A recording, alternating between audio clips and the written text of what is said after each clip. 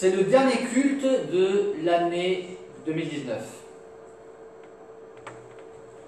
Comment s'est déroulée cette année pour vous? Et comment allons-nous aborder cette nouvelle année qui se présente à nous? Allons-nous l'aborder avec sérénité, tranquillité d'âme, foi? Ou alors avec angoisse et anxiété? Parce qu'effectivement, nous ne savons pas de quoi est fait demain.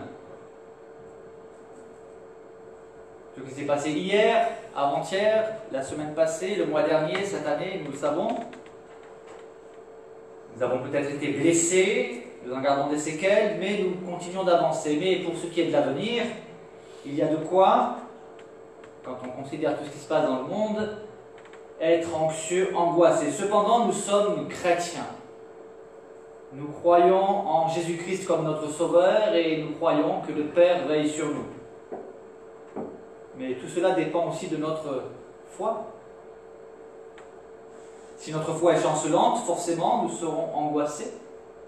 Et sur quoi peut se baser finalement notre confiance? Nous disons, nous croyons en Dieu. D'accord. Mais il y a beaucoup de personnes qui croient en Dieu et ils disent, oui, je crois en Dieu, mais je ne sais pas ce qu'il fait. Il est trop occupé pour s'occuper de moi. Ou je ne le vois pas beaucoup agir.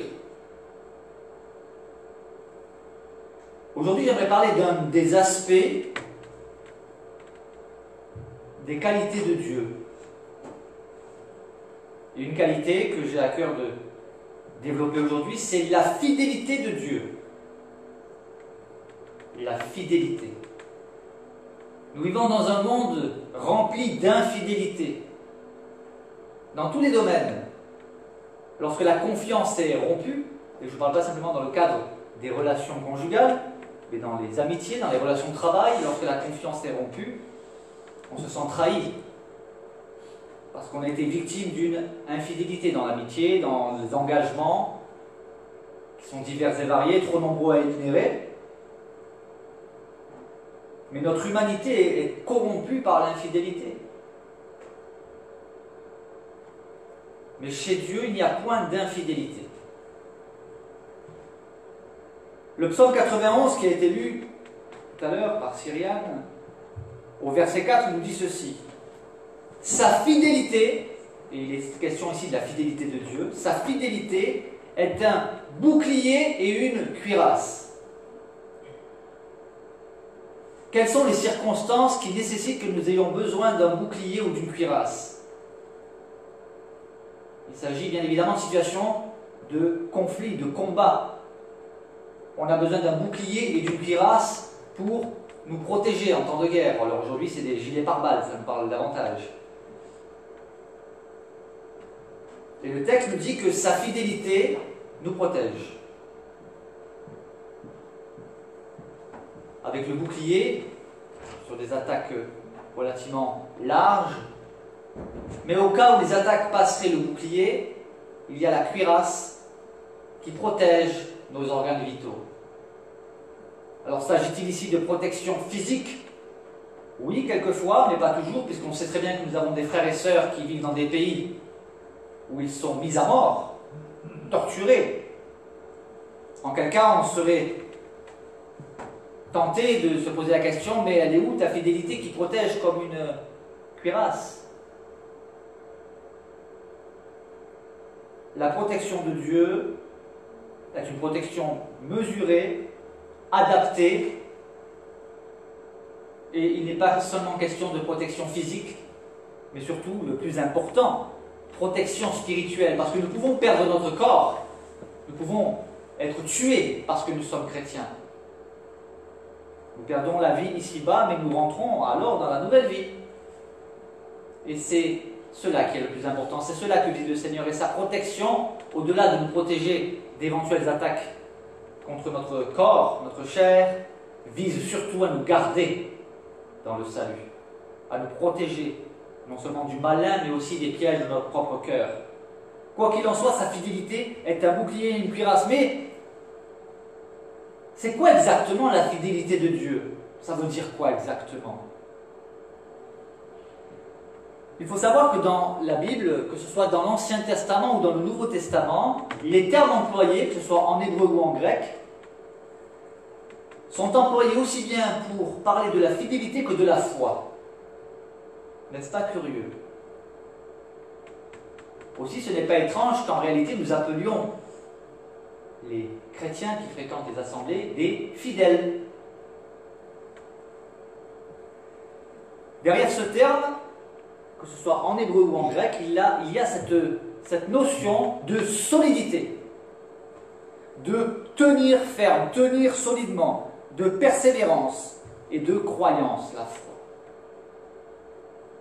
C'est d'ailleurs du même terme, c'est du terme d'ailleurs hébreu que l'on traduit par Amen, qu'a tiré le mot fidélité. Ça veut dire c'est vrai, c'est solide, c'est certain. Et quand il est dit de Dieu qu'il est fidèle, ça veut dire qu'il est solide.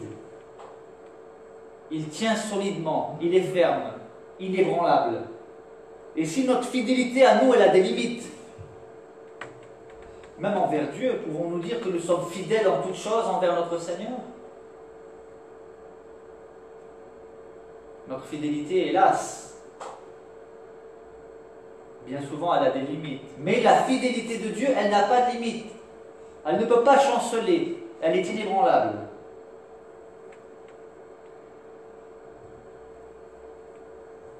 Dans le livre d'Ésaïe, chapitre 49, les versets 14 à 16, nous pouvons lire ceci. Sion disait, l'Éternel m'abandonne, le Seigneur m'oublie. Sion, c'est Jérusalem. Et Jérusalem, c'est le peuple de Dieu. Il disait, l'Éternel m'abandonne, le Seigneur m'oublie. Pourquoi disait-il cela? Ils avaient certainement des raisons d'affirmer pareille chose, des raisons légitimes. Et quelquefois, nous sommes frappés par des épreuves, des difficultés, qui nous poussent à croire que le Seigneur nous a abandonnés. Il nous a oubliés. Quel est l'argument que Dieu va utiliser pour essayer de révéler à son peuple qu'il ne les abandonne pas et qu'il ne les oublie pas? Il dit ceci, une femme oublie-t-elle l'enfant qu'elle allait? En règle générale, non.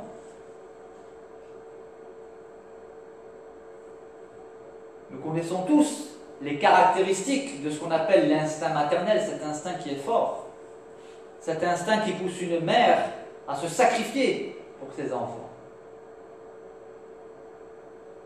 Une mère, même la plus gentille, peut se métamorphoser en lionne féroce pour protéger ses enfants. Voici un argument qui est avancé. Une femme oublie-t-elle l'enfant qu'elle allait? Un enfant qu'elle allait, cet enfant qui est allaité, c'est tout petit, c'est fragile. Est-ce qu'elle l'oublie? Hélas, l'actualité nous rapporte des faits choquants où des mères indignes ont commis envers leur enfant des choses abominables. Donc, en général, une mère n'oublie pas l'enfant qu'elle allait, mais cela arrive à cause du péché. N'a-t-elle pas pitié du fruit de ses entrailles? Ben oui, normalement, oui. Mais au cas où, le Seigneur dit, quand elle l'oublierait, ça veut dire si une mère dont l'instinct maternel est si fort en arriverait à oublier le fruit de ses entrailles, eh bien moi, je ne t'oublierai point. Quelle promesse merveilleuse! C'est une encre pour notre âme, une encre pour notre foi, de savoir que Dieu ne peut pas et ne le fera jamais nous abandonner. Il va plus loin en disant, je t'ai gravé sur mes mains. Et tes murs sont toujours devant mes yeux. Ça veut dire quoi? Tes murs sont toujours devant mes yeux? Ça ne nous parle pas? Bien, les murs de Jérusalem existaient pourquoi? Pour protéger Jérusalem. Et Dieu dit ici que il a son regard constamment sur les défenses de Jérusalem, les murs. Et s'ils viennent à s'ébrécher, à être détruits, le Seigneur, lui, est là. Qui pourra détruire le Seigneur? Qui pourra s'opposer au Seigneur? Il est notre protecteur. Oui, notre Dieu est digne de confiance. Il est assez solide pour nous porter, pour nous secourir, et soyons assurés que jamais il ne nous abandonnera. Cela ne nous empêchera pas, malgré tout, en certaines circonstances, de penser, voire même de dire « L'Éternel m'abandonne, le Seigneur m'oublie ». À cause de notre vécu, à cause de nos expériences, ou à cause d'expériences d'autres frères et sœurs qui nous troublent. Oui, ce que tu dis c'est bien, mais je connais quelqu'un qui a vécu une épreuve comme Job. Des amis de mon épouse ont vécu une épreuve terrible. Ils ont perdu 6 ou 7 enfants, je crois. 7. Un homme a perdu sa femme qui était enceinte du 8e et ses 7 enfants dans un incendie.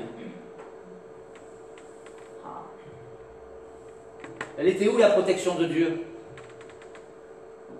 On est en droit de se poser la question, n'est-ce pas? Quand nous lisons le livre de Job, bon, c'est une vieille histoire. Mais quand on y est confronté véritablement, là c'est une autre histoire. Comment Dieu a-t-il pu manifester sa fidélité envers, je prends cet exemple, ce frère en Christ, qui a perdu sa femme enceinte du 8e enfant et ses 7 enfants? Dieu n'a pas épargné cette famille. Et alors il a manifesté comment sa fidélité? Eh bien, il a soutenu ce frère d'une manière tout à fait surnaturelle. Il a d'ailleurs témoigné, il y a son témoignage sur YouTube. Comment Dieu l'a soutenu à travers une épreuve qui est insoutenable, insupportable. Oui, la fidélité de Dieu ne nous garantit pas des épreuves, des difficultés, des tragédies même. Mais la fidélité de Dieu nous assure de sa présence et de son soutien. Et je l'ai aussi expérimenté il y a 2 ans lorsque j'ai perdu mon frère, dans des conditions atroces. Et mon épouse et moi, nous étions surpris de pouvoir supporter cette épreuve. Parce que vivre la disparition de quelqu'un, vous savez, quand on voit aux informations, disparition d'une personne, on pense à la famille, on se dit, oh, ça doit être dur. Mais quand vous êtes dans la situation, que vous avez un membre de votre famille, vous ne savez pas où il est, c'est insupportable. Et lorsque j'ai découvert son corps, c'était une épreuve au-delà, je le dis, au-delà de mes forces. Et pourtant, je me suis senti soutenu. Nous nous sommes sentis soutenus, mon épouse et moi. Et là, je me suis dit, mais Seigneur, tu es fidèle, oui. Parce que prêcher sur la fidélité de Dieu, on peut le faire. On prend un index biblique, on prend les termes fidélité, on prend des textes bibliques. Et je l'ai expérimenté. Et pas dans ce domaine seulement. Je l'ai expérimenté lorsqu'il y a bien des années, je m'étais éloigné de Dieu.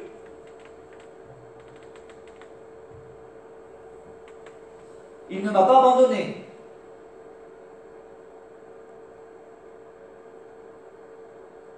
Parce que le bon berger, eh bien, il va chercher la brebis égarée.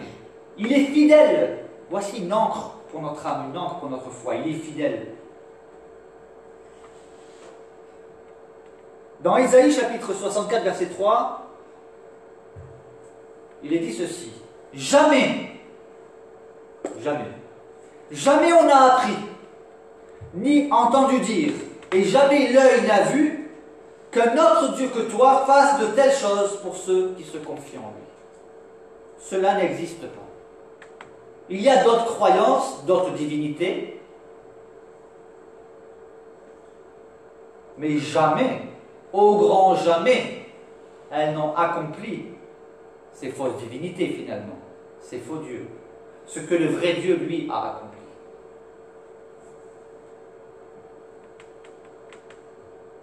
Lorsque je discute avec des personnes qui sont dans d'autres religions, ça peut vite partir en live, comme on dit. Bataille d'argument contre argument. Et cela peut durer des heures et des heures. La question fondamentale, d'accord, tu crois. Tu crois dans ton Dieu, tu crois... Tu as vécu quoi? Il a fait quoi, celui en qui tu crois? Tu vis quoi avec lui? Est-il présent dans ton quotidien? Allez, raconte-moi quelques témoignages de ce que Dieu a fait dans ta vie, de ce que ton Dieu a fait dans ta vie. Et moi, je te raconterai ce qu'il a fait dans la mienne. Le vrai Dieu est celui qui répond concrètement.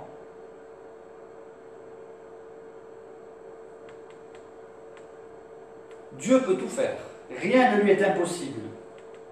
Il ne fera pas toujours ce que nous espérons, mais il fera toujours ce qui est le mieux pour nous, pour sa gloire et pour l'avancement de son règne. Gardons aussi à l'esprit que Dieu est au courant de tout ce qui se passe, en temps réel, dans le monde. Il connaît en temps réel chacune de nos pensées. Et même chaque moineau qui meurt, ou encore chaque cheveu qui tombe de notre tête, cela n'échappe pas à la vigilance et à la connaissance de Dieu. Jésus a dit, est-ce qu'on ne vend pas 2 moineaux pour une petite pièce sur les marchés? Cependant, pas un seul de ces moineaux ne tombe par terre sans l'accord de votre Père. Et il ajoute, même vos cheveux sont tous comptés. En temps réel, parce que régulièrement on en perd. Grégoire, il en sait quelque chose. Bon, moi, des fois, quand je vois mon front, je me dis que ça risque aussi d'ici quelques années. Mais même nos cheveux sont comptés. Même ceux qui tombent. Mais quel est donc ce Dieu qui connaît le nombre de nos cheveux? À chacun. Il connaît le nombre des naissances et des décès en temps réel. Hier, j'ai regardé un reportage sur l'infiniment grand et l'infiniment petit. C'est vertigineux. Et la Bible nous dit que les cieux et les cieux des cieux ne peuvent le contenir.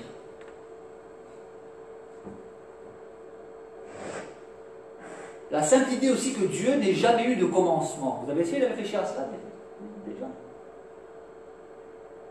Des fois je me dis, mais Dieu, il a bien eu un début? Non, il a toujours existé. C'est vertigineux. Il a existé de toute éternité, oui, mais d'accord, mais il y a bien eu un début, non? Parce que nous raisonnons en humains limités. Et il y a des choses que nous ne pouvons pas comprendre. D'ailleurs, Dieu, dans sa parole, nous essaie de nous révéler des choses célestes dans la mesure de ce que nous pouvons comprendre en utilisant des langages qui sont à notre portée. Comme une maman qui dirait à son enfant, parce qu'elle a eu peur, son enfant a fait une bêtise, elle a dit « Maman n'est pas contente ». Et en fait, maman, elle pourrait dire « Maman est frustrée, maman a été déstabilisée, mais l'enfant comprendrait-il cela ?» Non, mais par contre, maman n'est pas contente, il peut comprendre. Et de même, Dieu, eh bien, à travers sa parole, il nous communique des vérités célestes avec un langage terrestre qui est hélas limité, et nous devons nous en contenter, mais nous avons de quoi méditer. Et il en est de même pour sa fidélité. Elle est bien au-delà de tout ce que nous pouvons imaginer ou penser, sa fidélité. Bien au-delà. Quelques autres textes bibliques qui proclament la fidélité de Dieu. Dans le livre des Deutéronomes, chapitre 7, verset 9, il est dit ceci. « Sache donc que c'est l'Éternel, ton Dieu, qui est Dieu. » Ah bon, mais il n'y en a pas d'autres? Oui, il y en a d'autres, des dieux. Hein. Mais ce ne sont pas les vrais. Le seul vrai Dieu, c'est celui qui dit être Dieu. Sache donc que c'est l'Éternel, ton Dieu, qui est Dieu. Ce Dieu fidèle, c'est une des caractéristiques. Ce Dieu fidèle garde son alliance et sa miséricorde jusqu'à la 1000e génération envers ceux qui l'aiment et qui observent ses commandements.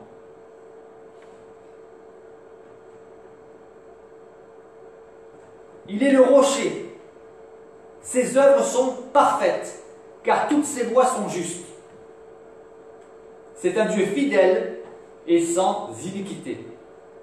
Il est juste et droit. Ses œuvres sont parfaites. Toutes ses voies sont justes. En sommes-nous certains? Parce que l'argument qui est le plus souvent avancé, c'est regardez ce qui se passe dans le monde. Où il est votre Dieu juste?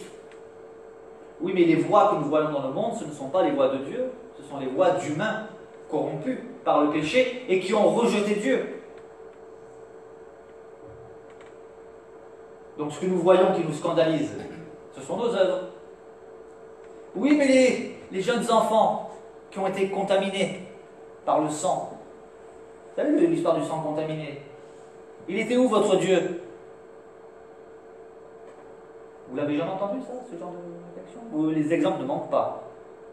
Ceux qui cherchent des excuses pour ne pas accepter le Seigneur, vous sortiront, là ils sont très calés en actualité. Toutes les catastrophes, et surtout ce qui vient souvent en premier, c'est les enfants. Mais ces enfants ont été victimes du péché d'adulte. C'est qui a contaminé le sang? C'est Dieu.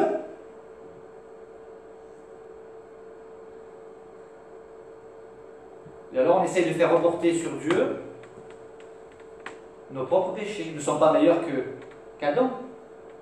Parce que lorsque Dieu a interpellé Adam, Adam il a dit oui, la femme que tu m'as donnée. Responsable mais pas coupable. Je suis responsable mais je ne suis pas coupable. Le coupable c'est toi, c'est la femme que tu m'as donnée. Si tu ne l'aurais pas donnée, elle n'aurait pas péché, je ne serais pas tombé dans le péché. C'est la faute à mon père, c'est la faute à ma mère, c'est la faute à mes frères, mes soeurs, la société. C'est l'humain. Les catastrophes qu'il y a dans le monde, ben forcément c'est Dieu. Oui, mais quand tu as trouvé un bon boulot, c'est Dieu qui t'a donné le bon boulot. Le fait que tu sois en bonne santé, tu as remercié Dieu. Il faut être cohérent. Les voies de Dieu sont justes et parfaites, nos voies sont tortueuses. Mais pour celui qui marche avec Dieu, il expérimentera la fidélité de Dieu. L'auteur des Lamentations dit ceci: voici ce que je veux repasser en mon cœur, ce qui me donnera de l'espérance.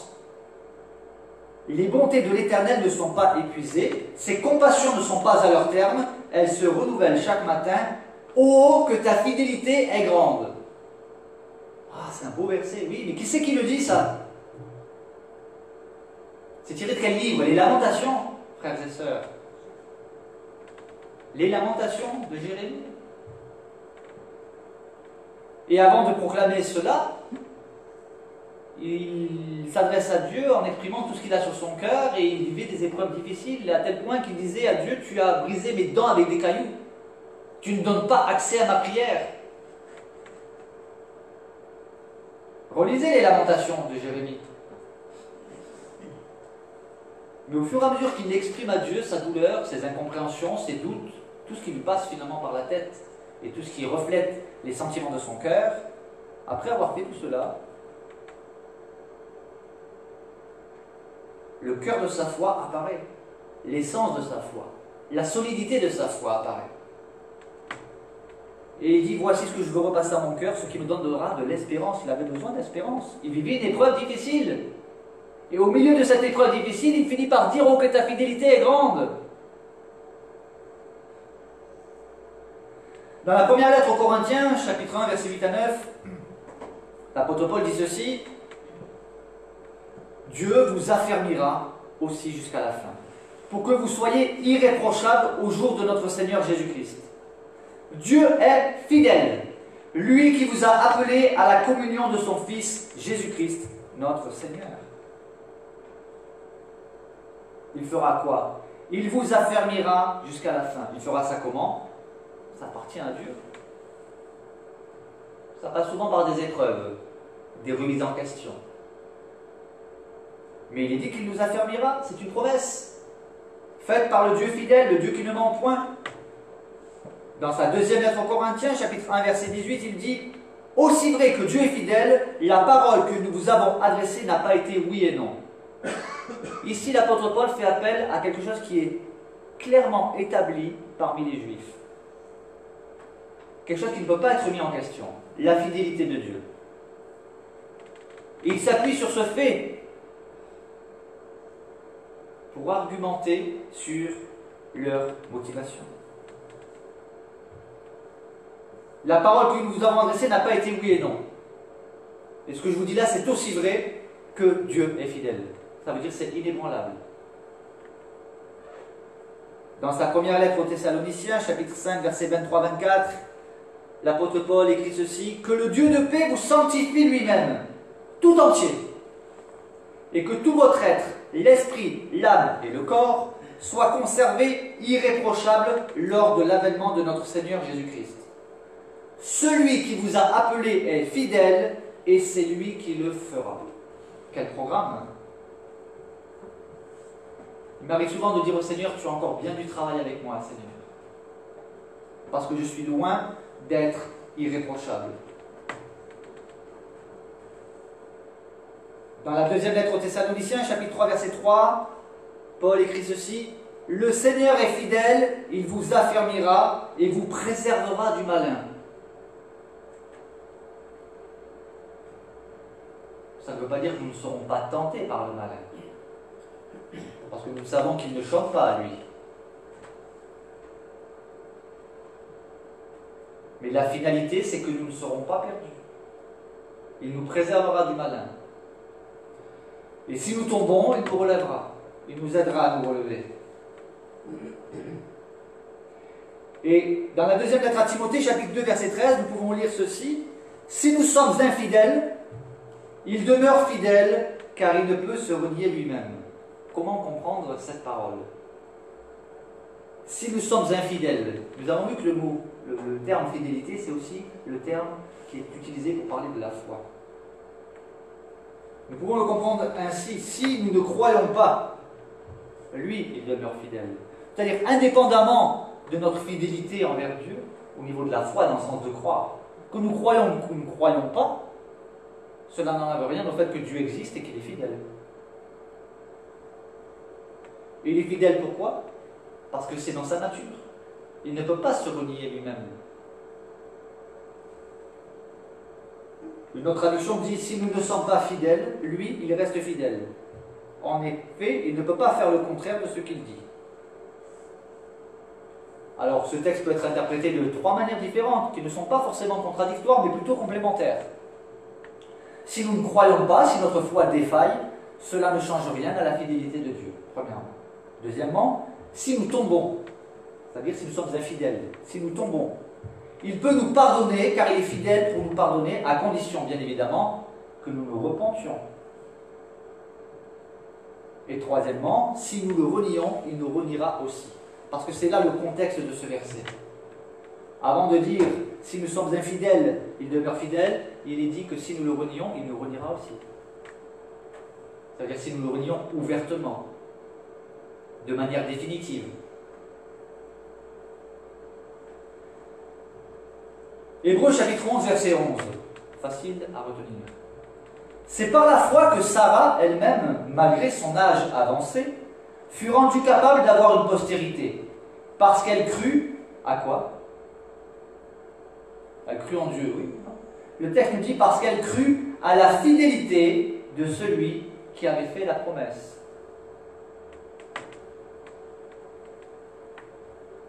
Dieu n'est point un homme pour mentir, ni fils d'un homme pour se repentir, nous dit la parole de Dieu. Nous faisons des promesses que nous ne tenons pas toujours. Parce que nous sommes humains. Nous avons cette nature pécheresse avec laquelle nous devons composer, que nous devons combattre d'ailleurs. Nous voyons des promesses que nous font les hommes politiques. D'ailleurs, lorsqu'il y a la période électorale, c'est un concours de Papa Noël. C'est celui qui fera les plus belles promesses. Mais on se rend bien vite compte qu'ils ne les tiennent pas. Ils ne peuvent pas les tenir. Quelquefois, ils mettent la barre tellement haute pour être élus. Mais ce n'est pas le cas avec le Seigneur. Les promesses que lui, il fait, il les tient, toujours. Il ne manque jamais à sa parole. Et Sarah a cru à la fidélité de celui qui avait fait la promesse. Une promesse folle. tu vas avoir un enfant. Oui, mais plus de 90 ans. Tu ne peux pas avoir d'enfant normalement.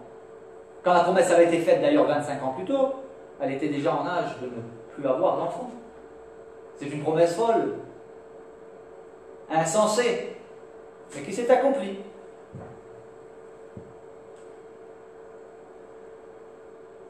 Retenons fermement la profession de notre espérance, nous dit l'auteur de l'Épître aux Hébreux. Pourquoi? Pourquoi retenir fermement la profession de notre espérance, de notre foi? Parce que nous espérons quoi finalement? La vie éternelle. Mais retenons fermement la profession de notre espérance. Pourquoi? Eh bien la réponse, il le dit. Car celui qui a fait la promesse est fidèle. Dieu nous promet la vie éternelle à ceux qui croient en son Fils. Eh bien, cette promesse s'accomplira. Dans Romains chapitre 4, versets 17 à 21, nous pouvons lire ceci. Je t'ai établi père d'un grand nombre de nations. C'est ce que Dieu avait dit à Abraham. Et Abraham est notre père devant celui auquel il a cru, devant Dieu. Dieu qui donne la vie aux morts et qui appelle les choses qui ne sont point comme si elles étaient. Avons-nous conscience de cela? Dieu dit et la chose arrive. Il ordonne et elle existe. Espérant contre toute espérance, Abraham crut. Il a cru ce que Dieu avait dit. Et il devint ainsi le père d'un grand nombre de nations, selon ce qui lui avait été dit, telle sera ta postérité. Et, sans faiblir dans la foi, il ne considéra point que son corps était déjà usé, puisqu'il avait près de 100 ans, et que Sarah n'était plus en état d'avoir des enfants.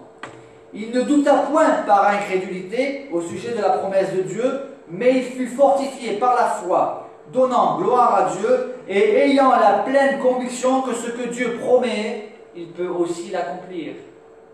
Abraham a cru à la fidélité de Dieu.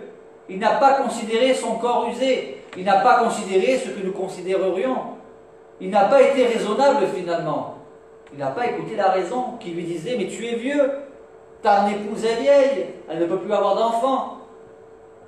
C'est bien, tu as foi en Dieu, c'est bien, mais reviens les pieds sur terre. Tu ne peux pas, ta femme ne peut pas avoir d'enfant à un âge pareil. » Il n'a point considéré ces aspects-là. Il a considéré celui qui avait fait la promesse. Nous savons que sans la foi, il est impossible d'être agréable à Dieu. C'est la Bible qui le dit. Hébreux 11, verset 6. Car il faut que celui qui s'approche de Dieu croit que Dieu existe. Ça veut dire que nous pouvons nous approcher de Dieu sans croire véritablement qu'il existe. Nous pouvons avoir une croyance intellectuelle, mais pas une certitude, pas la vraie foi. Salomon s'est exprimé ainsi dans le premier livre des Rois, chapitre 8, verset 56. Il dit « Béni soit l'Éternel qui a donné du repos à son peuple d'Israël, selon toutes ses promesses. De toutes les bonnes paroles qu'il avait prononcées par Moïse, son serviteur, aucune n'est restée sans effet. » Salomon rappelle que toutes les paroles que Dieu a prononcées à travers Moïse, aucune n'est restée sans effet. Mais ça veut dire quoi, rester sans effet? Josué nous le dit. Josué chapitre 23, verset 14. Des siècles plus tôt. « Voici, je m'en vais par le chemin de toute la terre. » Il savait qu'il allait bientôt mourir. Il dit au peuple, « Reconnaissez de tout votre cœur et de toute votre âme qu'aucune de toutes les bonnes paroles prononcées sur vous par l'Éternel, votre Dieu, n'est restée sans effet. Toutes se sont accomplies. Pour vous, aucune n'est restée sans effet. » Il prend le peuple à témoin. Reconnaissez que toutes les paroles que l'Éternel a prononcées sur vous, aucune n'est restée sans effet. Elles se sont toutes accomplies. Et cela nous rappelle que toutes les paroles qui ne se sont pas encore accomplies vont s'accomplir. Toutes les paroles que Jésus a prononcées, les paroles prophétiques, elles vont s'accomplir. De la même manière qu'il avait annoncé qu'à Jérusalem, il serait maltraité, frappé, humilié, crucifié, tué, et que cela s'est accompli.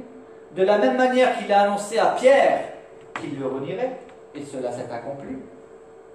De la même manière, lorsqu'il nous a annoncé qu'il allait revenir, il va revenir. C'est une certitude. Alors, conclusion, je n'ai fait que survoler l'aspect de la fidélité de Dieu. Mais pour conclure, je dirais, soyons armés de courage et de foi pour affronter l'avenir. Nous serons soutenus par la promesse et donc la certitude de la fidélité de Dieu en toutes circonstances, que les circonstances soient bonnes ou que les circonstances soient mauvaises. Amen. Amen.